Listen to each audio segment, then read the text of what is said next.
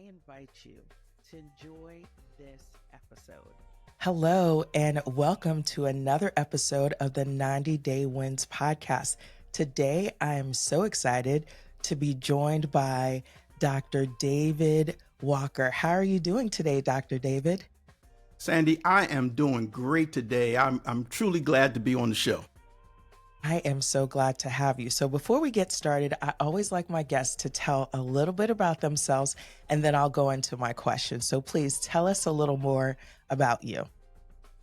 Sure. Well, I'm a guy that grew up in an urban community in Brooklyn, New York called Bed-Stuy. Yeah, Bed-Stuy, Brooklyn, and I'm sure your audience have heard of Bed-Stuy. But if they haven't, Bed-Stuy is the home of Biggie and Yes. Jay-Z and Lenny Kravitz and Shirley Chisholm. It's where I grew up. It's that urban community where I grew up. And Bed-Stuy had a tagline. It was known as "Do or Die, Yes. Bed-Stuy." Yes. And of course, either you did it, either you became something special, or the community could get the best of you. And so we were always trying to be the best that we could be coming up and growing up in Bed-Stuy, Brooklyn. Yes, yes.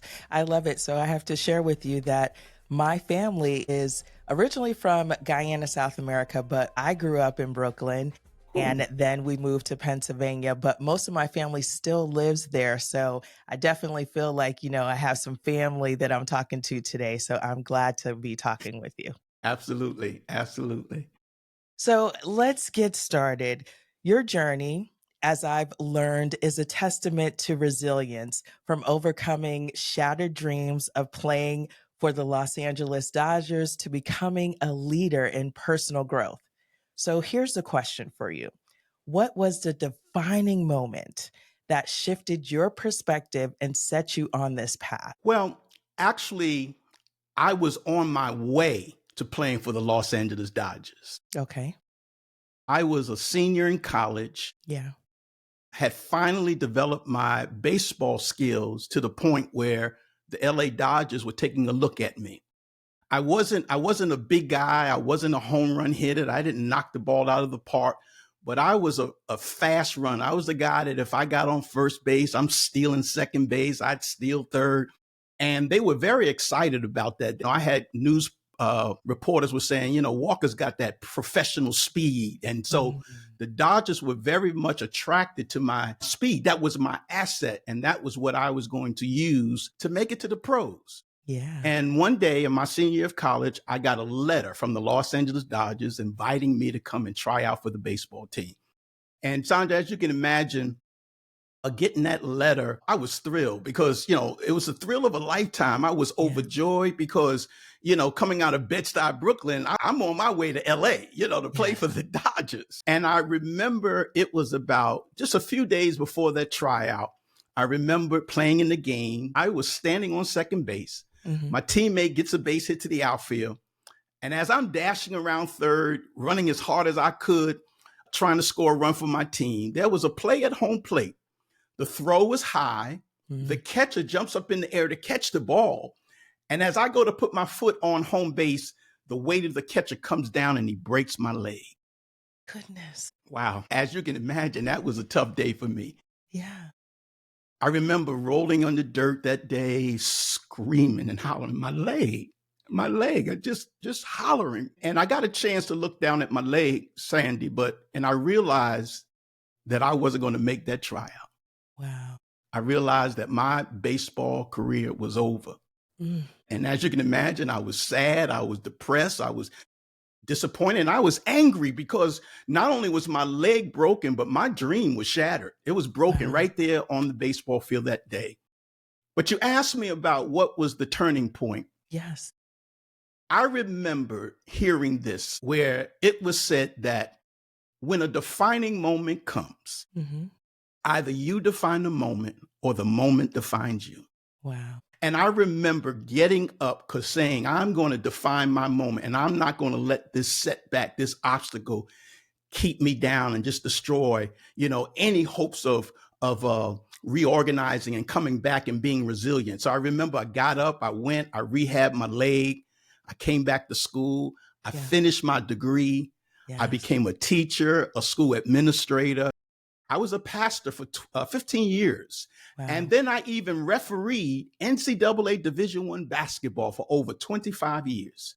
Awesome. So when I look at my life and see what I overcame, that setback, overcoming that giant in my life, yeah, when I look back at how I overcame that and what I have now become, here's what I say: I win. I win because I didn't let the worst thing to happen to me in my life get me down to the point where I couldn't go on.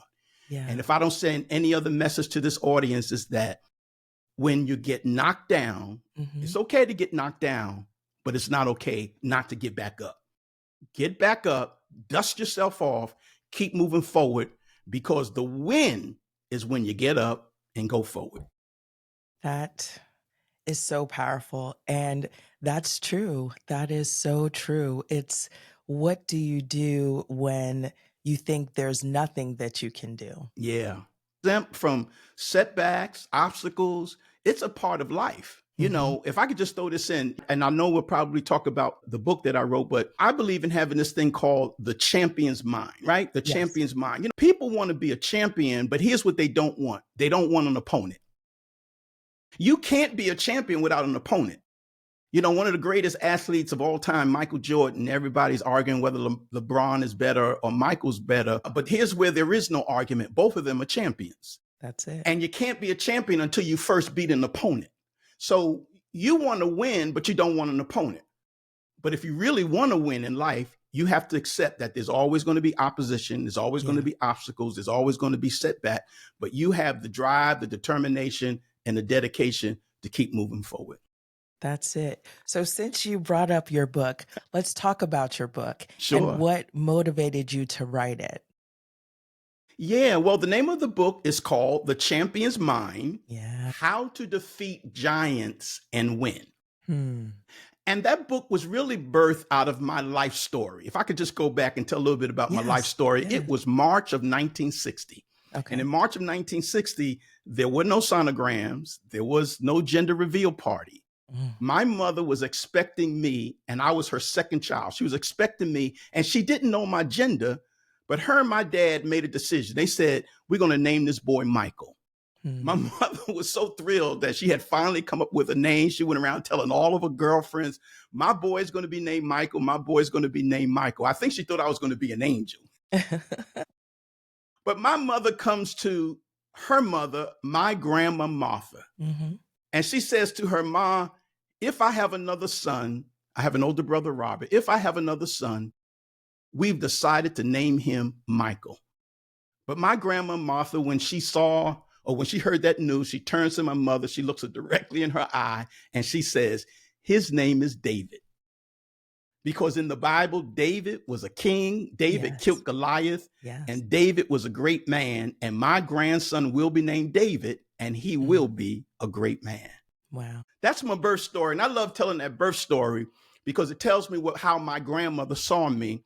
And so growing up with the name David, I was always referenced to the biblical character. Yeah. So one day I'm reading through the Bible, reading about him. What I discovered was that he was a winner at everything that he did. He wasn't just the giant slayer. That one time he slayed a giant. No, everything he did, he was a winner at it. Yeah. So I came across a scripture, if I may say, 1 Samuel 16:18. 1 Samuel 16:18. And I read that scripture and it said 6 things about David. Number 1, it said that he was an excellent musician. Number 2, it said that he was brave. It said he was a warrior. He was well-spoken, good-looking, and God was with him. And when I saw those 6 things, it said to me, those were the principles and the strategies that David had that helped him to be the winner that he was. And what I did was I took each one of those points, made a chapter out of each one of them, and I came up with the book, The Champion's Mind. And I argue in that book that if you want to be a champion, there are 6 things that you can follow. And I'll just give you the first one. And this is the one I love. My first chapter, they said David was an excellent musician. I titled the first chapter, Master Your Gift. And here's what I believe. I believe that God has given all of us a gift. We came here prepackaged with a gift designed to help us to win in life. I got a good friend. His name is Dr. Will Moreland. He calls the gift, your genius potential, your genius. It's the genius that you have. And when I say that word genius, I'm not talking about necessarily your intellect. Yeah. You know, like being a W.E.B. Du Bois or Benjamin Banneker or a Katherine Johnson. You know, those were Black intellectuals, you know what I'm saying? But the genius that we all have is the gift, the talent, and the ability that God has put in us. And that is the gift that you will win. Here's what I want to say about that also.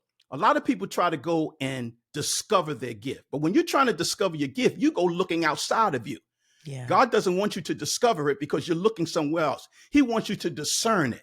He wants you to look inside because that's where it is. Yes. And the last thing I want to say about a gift, and of course, if you get my book, it'll tell you everything that I'm saying right now. That gift that God gave to you is not for you. It might have your name on it. It's not for you. That gift is for someone else. That gift God gave you is designed to solve other people's problems. And if you go and utilize the gift and solve somebody else's problem, not only will their problem be solved, but you'll never have a day when you want money, because I tell people, you don't have a money problem, you got a solution problem. Use your gift to solve other people's problems. And you know, the scripture says, if you make room for your gift will make room for you. See, this is why you are here, because you just gave us a word, Pastor Walker. You truly gave us a word. And I am so excited that you wrote this book, because we need to know the truth about who we are. Yes. And the genius, that gift that's within us. Mm-hmm. And it's funny because I was having a discussion with my daughter just earlier today about her going through an experience a year ago and her being able to share with someone today and to encourage them and to let them know that they would be okay. And me telling her, well, do you see, that was a blessing that you were able to use that situation to encourage her just a year ago. And how do you feel about that? And so that is amazing to think of the gift that we have, even though it has our name on it, it truly isn't for us. No. And when people understand that, they will win in life. It's to be put out. Yes. Make room for it. That's where your blessing is. It's in the gift, but it's designed to go out. It's designed to be shared. It's designed to give to somebody else. And that's what I'll say about that. I love it. So you've dedicated your life to unlocking human potential. Yeah. What are 3 habits or strategies that people can apply in the next 90 days to break through their limitations and step into their greatness? I mean, you shared so much already, but what would you say to that? Well, number one, I think that here's 3 habits, 3 things that I think people need to do. Number one, decide that you're going to be great. Greatness is in all of us, but we got to make a decision to be great. And I believe that everything in life happens after a decision is made. Let me make it when you got up out of the bed this morning. Now, you could have laid there all day if you wanted to. Even though you might have had things to do, you could have laid in that bed all day today. Yes. But there was only one reason why you got up. You decided to get out of the bed. I decided to, yes. Once you decide something, it has to happen. So many people say, I've been waiting to write that book. Well, once you decide to write it, it's going to happen. Yes. So one key that people can do is make a decision to be great. And here's how you're being great: being the best that you can, or the best that you are, being yourself. You have all that you need to be great. It's in you. All you got to do is be yourself. Don't be someone else. Yeah. Sandy, listen, I know you heard of this woman. I believe you heard of Beyonce. I'm sure you heard of Beyonce, right? I have. Now, come on. Beyonce got a beehive. She got people all around the world. But here's what I want to tell you, Sandy. Yeah. On Beyonce's best day, she could never be a better Sandy than Sandy can be. That's true. You see what I'm saying? Yes. If you are yourself, then no one can be better than you, because you're being who you are. But you got to decide to be who you are. So that's the first thing, make a decision. Second thing is you got to learn to be consistent. Mm. You got to be consistent. Consistency is the key to success. Every day, every day. Look at the great players. Let me just throw this guy. I'm a sports guy, so I got to throw out a guy like LeBron James. Everyone is amazed at him 22 years in the NBA. Mm-hmm. The other day, he scored his 1,000th point as an NBA player. And in honor of LeBron, I went outside to the park and I took a shot at the basket and the ball went in for 2 points. I then told everybody I'm 49,998 points to go to catch up with him. But why does he have that many points? Because he's consistent. Yes, sir. Every year he shows up. When other people have fallen by the wayside, he keeps training, he keeps fighting, he keeps pushing. And I heard him say the other day that he hasn't given up on his love for the game. And that's all a part of the consistency. And of course, being a person of faith, I'm always going to believe that success comes from a relationship with God. If I can just say that, I'm not afraid to tell anybody. You got to know God. You got to have a relationship with God. And again, you don't have to be ultra religious, but just talk with God. Have a conversation with him. Just let him know that he's there in your life. Don't get up and go about your day and never have a conversation with God. So I think that if you do those three things, make a decision, be consistent, and then just have a relationship with God, you'll win. You'll win. You'll win. I love it. So your background, since we were just talking about God, blends both secular and spiritual wisdom. Yes. So how can someone use faith and strategy together to fuel their personal and professional growth? You know, we are in such an interesting time. I keep telling people this is an interesting time to be alive. Yes. So how would you help someone so they can be able to use different strategies together to fuel their personal growth where they have their secular and spiritual wisdom? Yeah. I believe we live in a spiritual world. I don't believe it's just a mundane, everyday human experience. I believe that the world is a spiritual engagement that we have to have. And I don't think you can just put it to the side and move forward. I think you have to be connected to it. I do also believe that success is a partnership between us and the Heavenly Father, if I can say it that way. Yes. God is not going to do for you what you can do for yourself. So many people say, Lord, do this, do that. He's asking you, what are you doing first? What are you doing first? So, you know, you have to have a secular, practical steps in life. I'll say it that way, practical steps. Success is not going to come from practical steps, successive steps, principles. Do you know principles are spiritual? You know, like you reap what you sow. That's a spiritual principle. So there's spiritual laws. So you can't have one without the other. So yes, I am a person of faith, but I don't just rely on my faith. I rely on my intellect. I rely on my education. I rely on practical steps of life, because you can believe in God all you want to, but if you don't put practicality in your life, you'll just be hoping and praying. So I think that it's an easy blend. People don't have to argue, don't have to debate. I know in certain spaces like the school system, which I worked in, you know, they had this thing called the separation of church and state, right? You had to separate it. I don't believe that it's necessarily a separation. You don't have to make one greater than the other. It's a cooperative effort to success. So don't have a problem with being spiritual or more secular. Take them both on the journey. Nice. Use the spirituality that you have, because again, as I said earlier, I think it's important that we embrace God and have a relationship with God. But I do think that you have to be practical about life. Too many people of faith, if I can say this, they want wealth. Everybody wants wealth, right? Everybody wants their finances to be better. But there's one scripture that tells us that God gives us the power to get the wealth. He's not going to just give it to you. He gives you the power, and you got to work at it. You got to come up with strategies. You have to come up with effort. You have to spend less than you earn. I don't care who you are. If you're spending more than you're earning, you'll never be wealthy. You know, it's a sacrifice. Here's another thing. You have to have what I call delayed gratification. Yes. People want to be, I need it right now. That kind of mindset will never put you in a place of prosperity.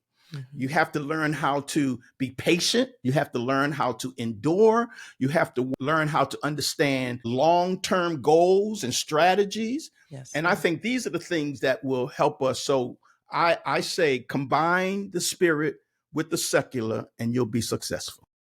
I love it. I love what you said. You take both on the journey with you. Yeah. Oh, yeah. You don't have to leave one at home. Nope.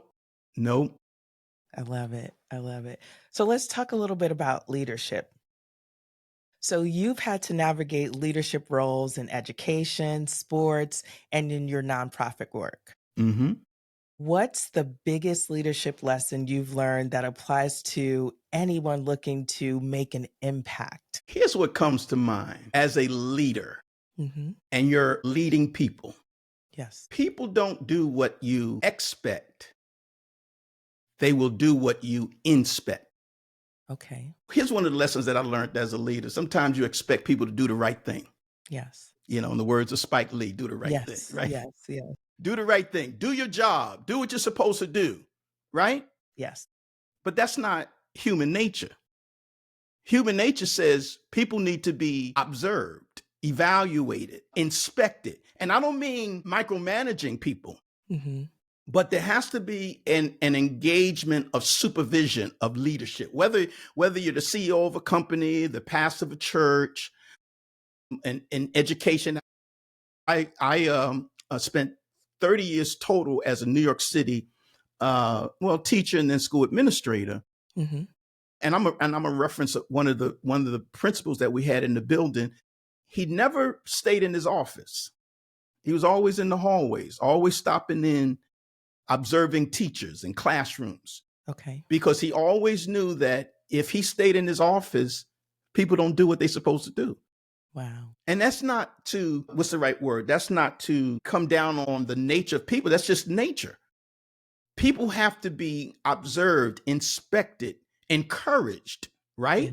Yeah. Tell people that they're doing a good job, but you can't tell a person that they're doing a good job if you're not observing them and inspecting their work, right? Yes. Yeah. Be honest, be fair. Have and it's something else that I learned from as a college basketball referee, that you have to lead with compassion and understanding, even though sometimes situations are pressurized, or with fairness. That's another thing that I learned from officiating and leadership. Fairness. You can't, you got to be fair to the situation, because every situation is not the same. You can't handle every situation exactly the same.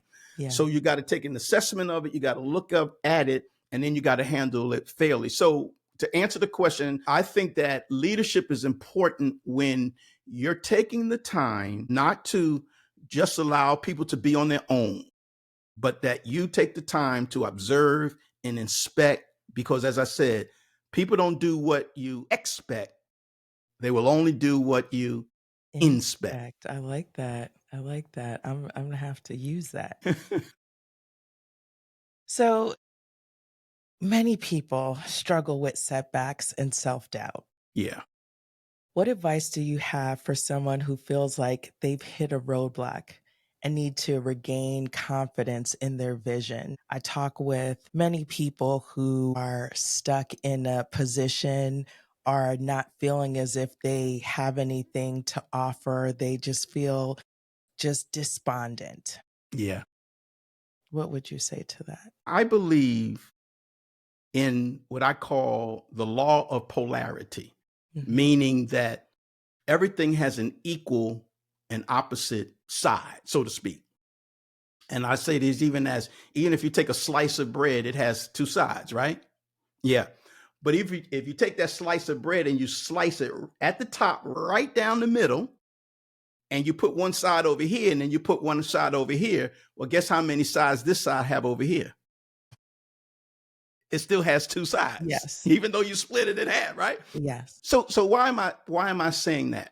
I'm saying that is because doubt, fear, low self-esteem, they are all a part of the journey of success. You cannot ever in life be successful without doubt, fear, low self-esteem coming along the journey with you. Yeah. Right? Yeah. I call faith and fear fraternal twins. They look somewhat alike, and they always show up at about the same time. Usually faith is the older brother, because anytime you want to do something, you're going to say, I believe I can do it. I have the faith and I'm going to do it. And no sooner you get started, guess what happens? Fear comes Here back. comes the twin, right? Here comes the twin. But the problem that people have is that they don't expect the twin to show up.